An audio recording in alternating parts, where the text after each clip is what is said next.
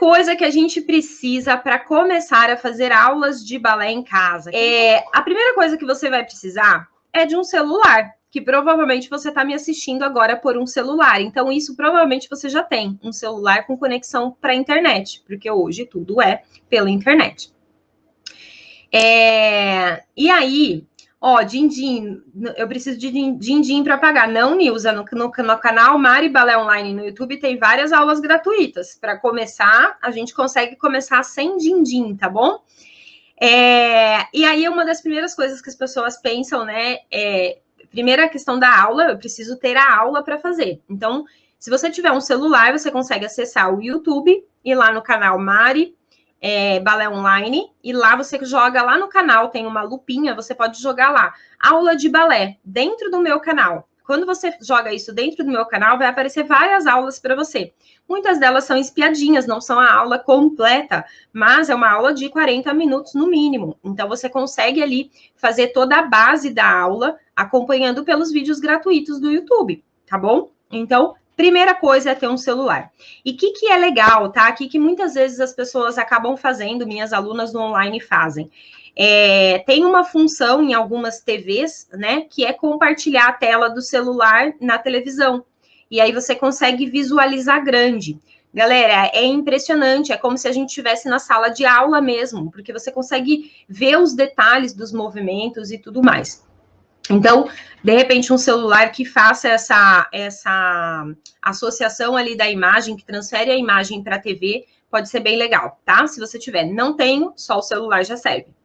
Segundo item, um tripé. Sim, por quê? Um lugar para você colocar o celular, tá? Primeiro, se você vai usar o celular para assistir a aula, ele precisa estar numa posição que seja favorável para você. Não adianta eu colocar o celular aqui embaixo, ter que vir pertinho para assistir. Depois eu vou lá longe para fazer. Volto pertinho para assistir. Não. Se eu coloco o celular numa altura, né, confortável ali para mim, que eu consigo manter alinhamento de cabeça, eu consigo manter a minha postura durante a aula e fazer a aula acompanhando pelo celular, ok? Mas muitas pessoas acabam usando o celular para filmar a própria aula, e eu super indico isso, porque quando a gente filma a nossa aula, a gente consegue assistir depois. E aí, quando a gente assiste depois, a gente vê tudo aquilo que a gente fez muito bem feito, que a gente sente orgulho daquilo que a gente fez, e aquilo que a gente vê que poderia ser melhor. E aí vem a primeira lição, a primeira dica de hoje, tá? Cuidado. A gente tem, quando a gente é adulto, a gente tem um lado crítico muito alto, né? A gente acaba desenvolvendo ali, tendo que ter muitas responsabilidades, então a gente acaba desenvolvendo um lado crítico muito alto. Mais alto ainda quando a gente fala do autocrítico, né? Que é a minha capacidade de avaliar o que eu estou fazendo. E aí você vai avaliar seu vídeo e você vai com um chicotinho. Ah, isso tá errado. Ah, isso aqui tá torto. Ah, isso aqui, meu Deus do céu, tá tudo cagado, sim? E aí a gente começa a só olhar as coisas ruins da nossa aula, sim? Do vídeo que você fez da sua aula. Isso faz com que a sua mente ela fique cada vez mais buscando as coisas ruins que você faz. Isso não é construtivo. A gente precisa olhar para as coisas ruins, sim, mas olhar com um olhar com mais empatia, vamos dizer assim, sabe? Com mais carinho para os nossos erros também. Se fosse os erros da sua filha, se fosse os erros de uma amiga, né? Como é que você falaria desses erros para essas pessoas? Sim, para sua filha, para suas amigas. Olha, tá lindo. Só cuidado com esse pé aqui que ele ficou um pouquinho torto. Mas é pouca coisa. Não é assim que a gente fala? Mas na hora que vai falar da gente, a gente fala, nossa, que pé horroroso. Eu não sirvo para balé. E aí a gente vai mandando essas informações para o nosso cérebro. O nosso cérebro, ele vai acreditando, porque ele não sabe distinguir o que é real e o que não é. Então, muito cuidado com essa autoavaliação, tá? A gente precisa sempre olhar os nossos vídeos, olhar as coisas que a gente faz de bom e nos parabenizar por isso, comemorar cada pequena vitória. Eu falo bastante sobre isso dentro do meu treinamento. E olhar para as coisas que a gente precisa melhorar com um olhar como se eu estivesse olhando uma outra pessoa, porque aí eu vou pegar mais leve comigo mesma. Show de bola? Então, essa é a primeira dica. Filme suas aulas, de preferência coloque um tripé ali para filmar, para que você pegue uma angulação boa e saiba avaliar com carinho o que você está fazendo e o que você está deixando de fazer, ok? A barra. Muitas pessoas se prendem a esse artigo barra, né? E, gente, a barra, ela é um apoio, é um lugar para a gente apoiar a mão, para caso eu perca o equilíbrio, eu tenha um lugar para segurar. Isso eu consigo fazer com o encosto de uma cadeira, eu consigo fazer no parapeito de uma janela, eu consigo fazer naquelas... Como que fala? Quando a gente não cai no negócio? Parapeito. É parapeito também, né? Parapeito da janela. Tipo pia de cozinha. Aqueles corrimão de escada, sabe? Antes da escada, você não vai fazer aula na escada, né? Vai fazer aula lá de cá, mas tem um tipo de um parapeito ali que a gente consegue fazer também, tá? Então, qualquer lugar que você consiga apoiar a mão. O que é o ideal, tá? O ideal é que a altura, ela seja numa altura que eu consiga manter o meu cotovelo a 90 graus, sim? Porque se ela for muito baixa, eu começo a ficar torta. Se ela for muito alta, também não fica funcional, eu não consigo me equilibrar, eu acabo pendurando na barra. Então, o ideal, 90 graus, a curvatura do cotovelo, tá? Então, do braço e do antebraço fazendo 90 graus. E aí, você pode ter uma barra também, tá? Uma barra, a gente consegue comprar, né? A gente tem parceria com a Barra Balé, aqui no Balé Online, e a gente tem parceria com a Grife Oficina. São duas lojas, tá? Que vendem, que comercializam barra, você consegue comprar e montar ela na sua casa. Eu aqui uso barra. E às vezes você pode olhar e falar assim, a Mari fala que pode fazer com uma cadeira, né? Uma aula de balé e segurar no encosto da cadeira, mas ela usa barra. Eu uso barra para vocês conseguirem ver as minhas pernas. Por quê? A cadeira vai esconder da câmera as pernas, tá? Então, por isso que eu acabei usando barra. Durante muito tempo, durante o começo ali da quarentena, eu usei cadeira, tá? E eu usava cadeira exatamente para mostrar para vocês que era possível fazer aula com cadeira. Só que aí começou a ficar claro para mim que muitas vezes as pessoas tinham dúvida no movimento porque não deu para ver. Então, aí eu me adaptei à barra, tá bom? A barra, ela pode ser móvel, tá? Então, você consegue deslocar a barra, como também elas podem ser fixas, elas podem ser fixadas na parede, tá bom? Eu vou mostrar daqui a pouco para vocês. Uma outra questão que as pessoas pensam muito é o chão. Mari, como é que eu vou fazer aula em casa se o chão não é apropriado? E aí a gente vai entrar aqui num assunto um pouquinho, como eu diria, um pouquinho delicado. O que acontece? O chão da sala de balé, o ideal, o mundo perfeito, castelo cor-de-rosa, é um chão com piso flutuante, tá? Eu vou mostrar para vocês o que é o piso flutuante, que é um piso de madeira que ele amortece, tá? Ele ajuda a amortecer os nossos movimentos lá em cima. Então, quando a gente salta, o impacto no joelho é menor, no tornozelo, no quadril.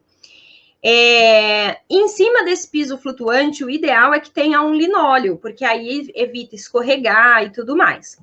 Mas essa não é a realidade nem da maioria das escolas. Quem dera a maioria de nós, né? Que vamos fazer aula em casa, é um espaço adaptado, muitas vezes. Tem muitas pessoas que constroem um espaço, uma sala de aula em casa, mas não é a realidade de todo mundo. A grande maioria adapta um espaço pequeno. Tem gente que faz aula na cozinha, tá bom? Não tem problema nenhum, a gente consegue fazer aula na cozinha. Cozinha de apartamento. Cozinha de apartamento, quase é uma kitnet, né, Tia Ju? E aí, a gente pensa assim, cara, não, para eu fazer balé eu preciso ter o chão perfeito. Nem na maior parte das escolas tem o chão perfeito, tá? Se a gente olhar, embaixo do linóleo não tem o piso flutuante, só tem o linóleo, não é tão perfeito assim, tá bom? Então, não se prenda a isso, ok?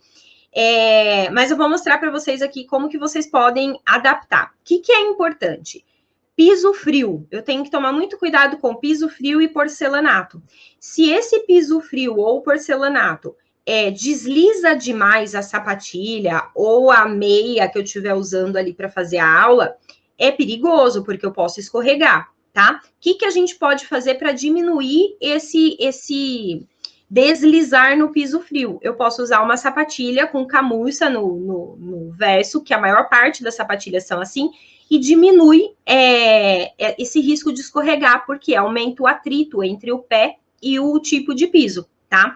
Então, a escolha da sapatilha, ela vai mais por essa questão de nos proteger quanto a escorregar quando a gente está fazendo aula em piso frio, do que pela estética da sapatilha em si, tá bom? Então, cuidado com isso.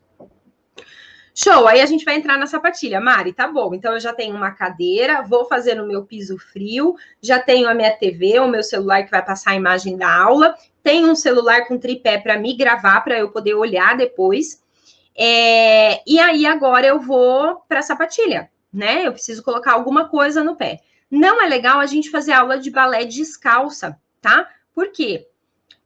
Primeiro que a gente precisa deslizar no chão os pés, né? No balé a gente passa muitos pés pelo chão, a gente precisa desse deslizar. E quando a gente está descalça, acaba que gruda o pé ali e não desliza. Se eu vou fazer um giro, o pé dá uma travada quando a gente faz aula descalça e é perigoso eu fazer um entorse de joelho, um entorse de tornozelo, tá? Então, aula descalça nunca é legal. O que a gente pode fazer? Eu não tenho sapatilha, Mari. Você pode usar uma meia de tênis e colocar na ponta do pé. Deixa o calcanhar do pé de fora. Então, eu deixo a meia pela metade, dobro ela aqui na metade, ela só cobre os dedos. E aí, eu consigo ter esse deslizamento nessa metade que tá com a meia e ter o breque do calcanhar, porque tá sem a meia, tá bom? Mari, não, eu quero comprar uma sapatilha. Show de bola! Que sapatilha eu vou escolher? Primeiro, é uma sapatilha de meia ponta, que é uma sapatilha de tecido, de corinho. Não é aquela sapatilha de ponta, que ela é dura na ponta para subir na pontinha do pé. Por quê? Aquela sapatilha eu só vou usar depois de um tempo que eu estiver fazendo balé. Depois que eu já tenho força no tornozelo, depois que eu já tenho flexibilidade no tornozelo para conseguir colocar a angulação certinha.